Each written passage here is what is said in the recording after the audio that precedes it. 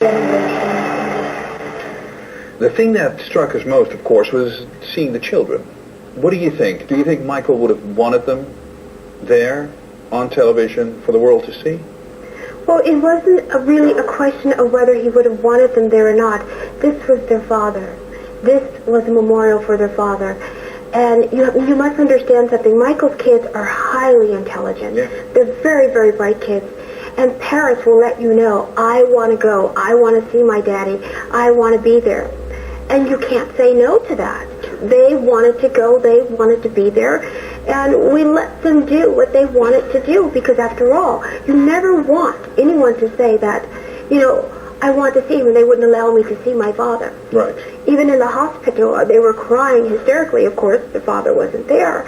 And they asked the nurse if they could see him one more time, and my mother didn't want it. And the nurse says, no, it's totally okay. It'll give them closure.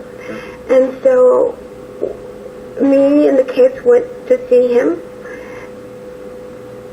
one last time, and I'm so sorry, I'm so nervous, my whole body is just shaking. Yeah. One last time, and they were crying the entire time.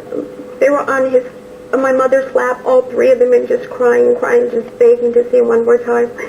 And the minute we walked in that room to see him, and we all held hands, and we all prayed over him, and told him how much we loved him, and we touched his face and his hands and his body, and we all kissed him and told him how we felt and what we liked most. And after that, the kids stopped crying, and they never cried again.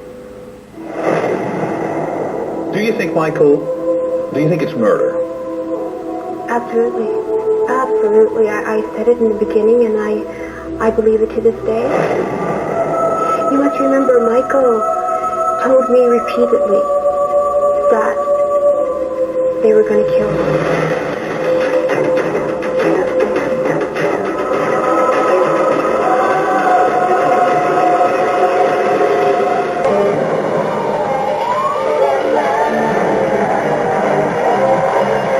How have you personally moved on from this? I mean, it's probably, you're moving on slowly.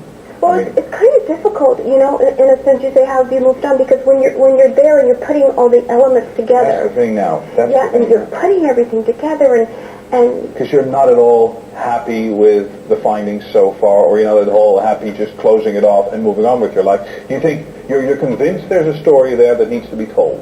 Oh no, there is. Yeah. There absolutely is. There's no doubt about it. Okay, laten we even kijken, want there's so many questions and we've put a few together. And we'd love to hear your comments on that. So laten we even kijken.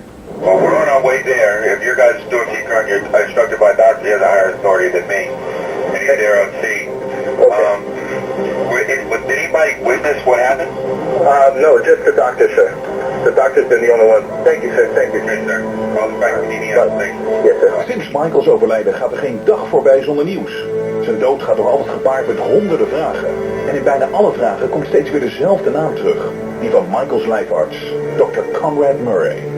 Wie was deze man precies? En had hij eigenlijk wel het beste voor met Michael? En waarom hield hij vitale informatie achter voor andere artsen? Okay, so the doctor see what happened? Doctor, did you see what happened, sir? Sir, you just, if you can please, right away.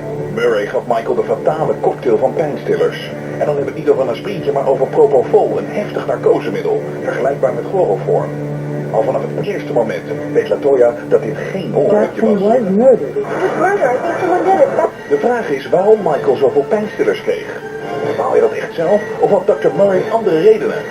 Waarom belde Murray pas zo laat een ambulance? En heeft hij zelf tegen beter weten in pogingen doen om Michael te reanimeren? En waarom verzweeg hij het middel propofol te nemen tegen de ambulancebroeders? Dit had Jacksons leven namelijk kunnen redden. Because of all that is going on, I'm afraid to return phone calls or use my email. Therefore, I recorded this video to let all of you know that I have been receiving a message. Inmiddels is Murray aangeklaagd voor doodslag en wacht hem een beroepsverbod. De dokter beweert zelf onschuldig te zijn. Inmiddels is de voltallige familie Jackson ervan overtuigd dat Michaels leven is bepaald door een reeks medische missers. Bewust of onbewust, gemaakt door Dr. Conrad Murray. It's funny, I mean, your face tells 1,000 stories. Okay. I mean, yeah, if you look at the footage from Michael, I mean, your face lights up, you know, your eyes become very happy. But when you just saw the picture of that doctor, Dr. Conrad Murray, I mean, your face told the opposite story. Do you think, Michael, do you think it's murder? Absolutely. Absolutely. I said it in the beginning, and I believe it to this day. Absolutely. Absolutely. You must remember, Michael told me repeatedly that they were going to kill him, that he was going to die. And he would say that. And when I heard my mother scream, "He's dead," immediately I said, "Who did it?"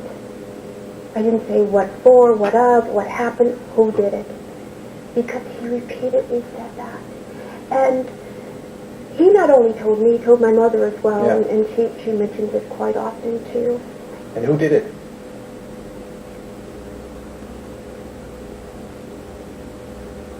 There's quite a few involved. The doctor that you're looking at, the doctor that you see there, was the fall guy. That's what he was. He was the fall guy. And so there are people in the background There are people in the pulling background. strings? Yes, absolutely.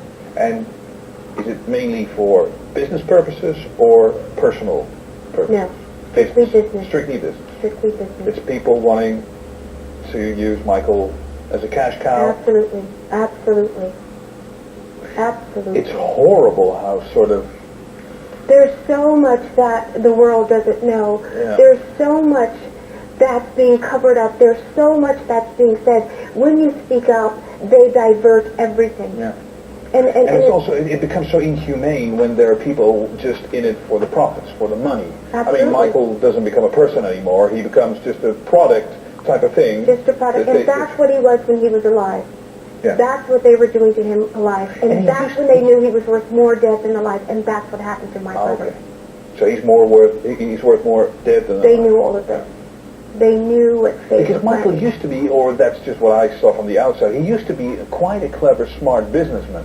I mean, he used to be in control, at least, you know, of his business empire. But that may have changed the past couple of years.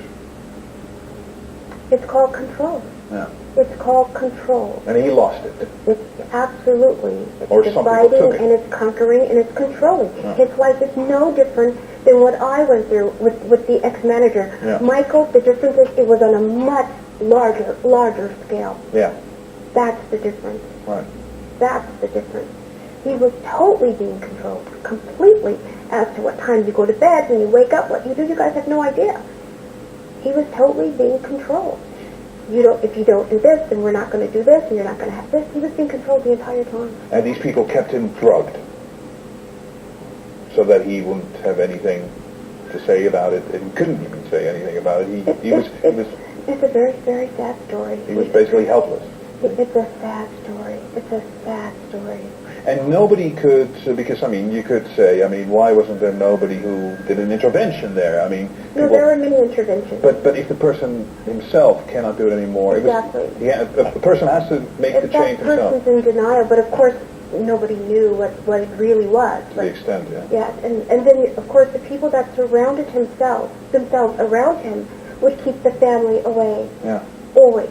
Always. It was very difficult. They would keep the family away. And are you trying to put the puzzle together? Are you working hard on this? I mean, you do your own investigation, like you just said. It's very important. This is my brother. I think it's important to find out exactly what happened. Yeah. I'm not going to let it just pass by like most people are. No. I don't think that's fair. I don't think it's fair to him. I don't think it's fair to his children and to the world. But there is quite a serious investigation going on right now. I mean, or you don't you? Or maybe you don't have faith in that.